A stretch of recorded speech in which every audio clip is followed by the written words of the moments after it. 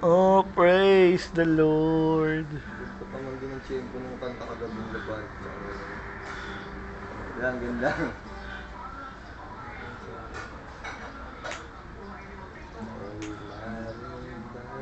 Biyahin na konti na lang ang tao dito.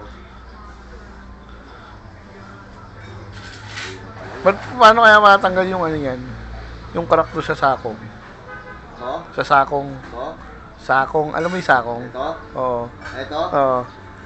Ano tawag dito yung punching compound? Punching compound. Anong punching compound? Punching compound? Putang ino, semento ata yun eh. Gago.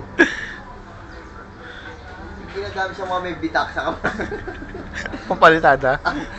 Tapos lalagyan konting pintura, puti. Ganun yung lang. Ayos siya tanggal yan, Brad.